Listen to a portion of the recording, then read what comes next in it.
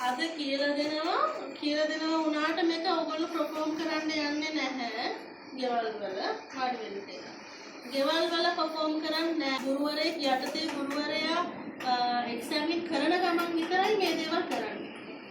එතන අද මේ කරලා පෙන්නන්නේ බලා ගන්න මිස ඔළුවට දාගෙන කරන්න නෙමෙයි. මේවට ඔයාලට දැනුම විතරයි බෙදන්නේ. එතනින් එහා ගෙවල් වල කරන්න යන්නේ නැහැ. කාට හරි මේ ආශ්‍රිත ඔය සෙම් ආශ්‍රිත හරි මොනාරි අසනීප තියෙනවා නම් මගෙන් අහලා මල් ළඟට ඇවිල්ලා මල් අවුව කරව ගන්න පුළුවන්. හරිද? එතන අද මේ කරන්න යන්නේ ෂට් කර්ම වලින් එකක්. අපි සංස්කෘත භාෂාවේ එකේ ඉඳන් භවිෂ්‍යත ගණිත ඉගෙන ගත්තනේ. ඒතර ෂට් කියන්නේ මොන අංකෙද? ඒකම් ද ත්‍රීනි චත්වාරි පංච ෂට් හය නේද?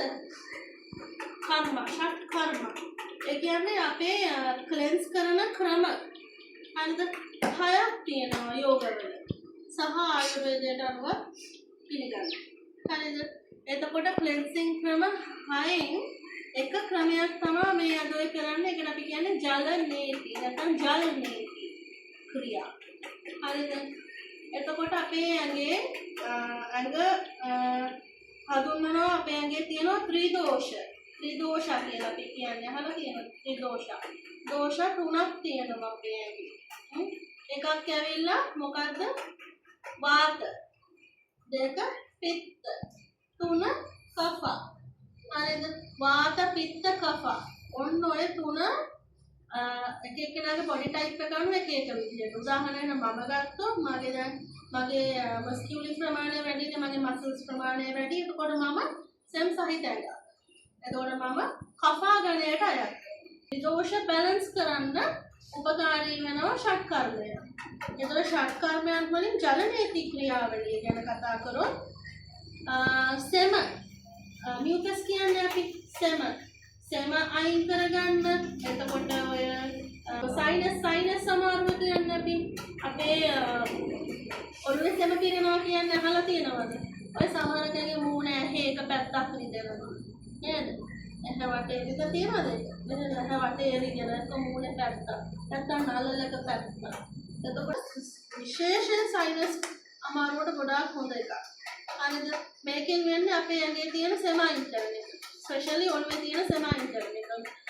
ඒ කියන්නේ සෙම ගොඩක් ඔළුව පිරීලා තියෙනවා නම් නහය සෙම පිරීලා තියෙනවා නම් වැඩියෙන් ඒකට ගොඩක් උපකාර වෙනවා ජල නීති ක්‍රියාව.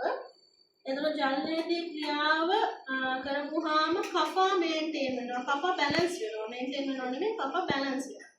හරිද? එතකොට කෆා කියන්නේ සෙම ඕවෙන්ට දෙන්නේ නැහැ. හරිද? ඒකට ගොඩක් හොඳයි. ඊළඟට මේක කරන්න හැමෝටම සුදුසු නැහැ. සමහරක් අය ඉන්න පුළුවන් හැම වෙලේම කන පැසවන අය ඉන්නවනේ අහලා තියෙනවද? කොයි වෙලෙත් කන පැසවන. කන පැසවන අයට හොඳ නැහැ.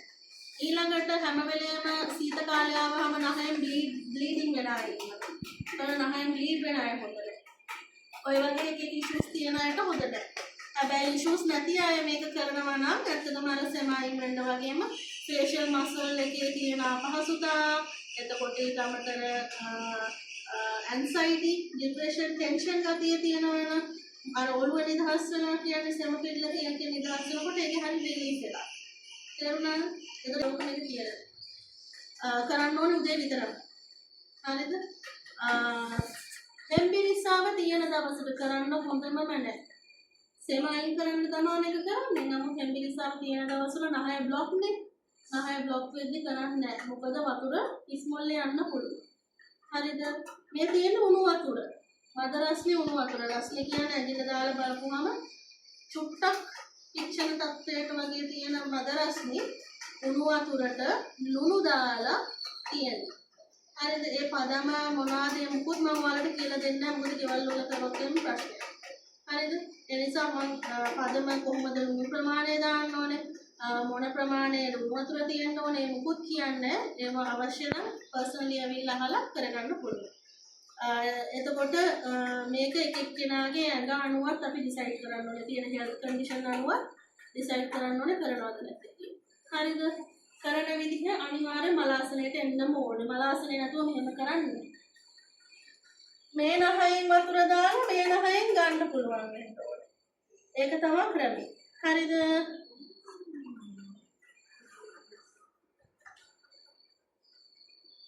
ඉස්සරෝම ඇඟිල්ල අරන් බලනවා හුස්ම ඉන්හේල් එක්සේල් කරලා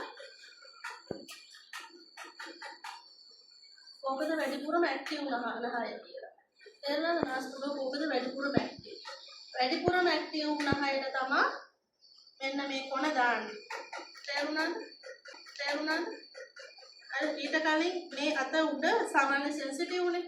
අපි මේ අත උඩ ෂුට්ටක් දාලා බලනවා පිච්චෙන තරම් කියලා. පිච්චෙන තරම් නම් දාන්නේ නැහැ නහයට.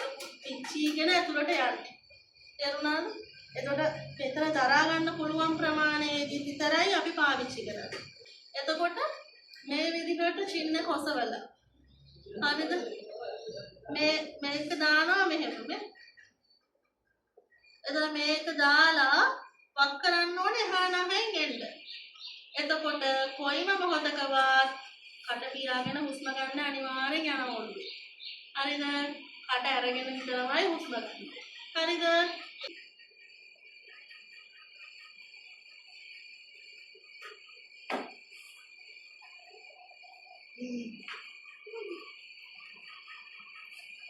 බලන්න.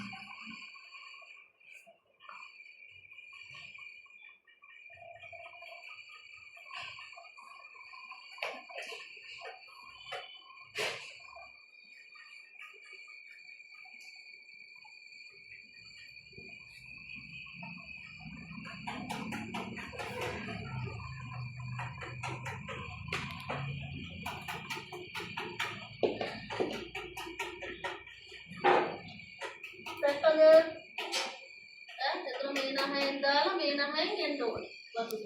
දැන් ඔන්න චුට්ටක් දැන්සුනානේ. දැන් බලමු අනිත් පැත්ත.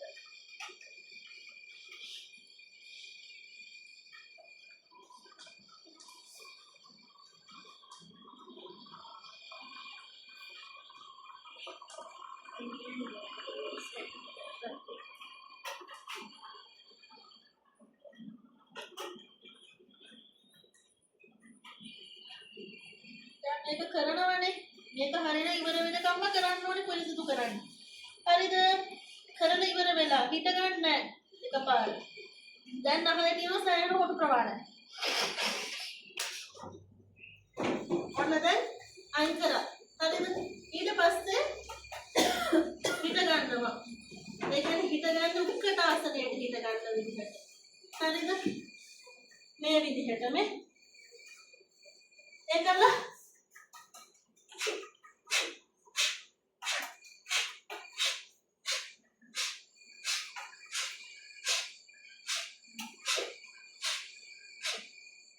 මේ විදිහට එක්සස් වෝටර් අමතර වතුර ලංස් වල යන්න පුළුවන් ලංස් වලට. ඒක ඒ වතුර අයින් කරන්න ඕනේ. මේ විදිහට තමයි කරන්නේ. දාලා ඉතින් දැක්කම ඔයගොල්ලන්ට වීඩියෝ එකට යවලට ඒ නිසා මෙහෙම කරන්නේ.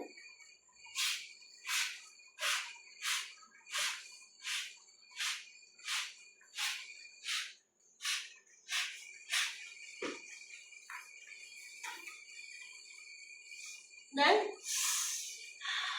දෙක නැහැ බ්ලොකේජස් නැහැ. දෙක හුස්ම ගන්න පුළුවන්. දෙකම හොඳට ක්ලෙන්ස් වෙලා තියෙන දෙකේම. දාලා ආවේගෙන් එක්සෙල් කරන්න. එතකොට අවතර වතුර ටික අයින් වෙලා යනවා නැහැ. ප්‍රශ්න තියනවද? හොඳයිද? මේක එක ෂට් කර්ම වලින් එක ක්‍රමයක් ඔය ක්ලෙන්ස්. හයක් තියෙනවා. එකක් තියෙනවා ඒ කියන්නේ සූත්‍රණයේදී. එක දවසක් කරලා පෙන්නන්න. ෂුවරු රෙදි පටිය ගන්න. අපු රෙදි පටිය ගන්න. එතකොට දැන් කාලේ ගන්නවා මේ රබර් එක.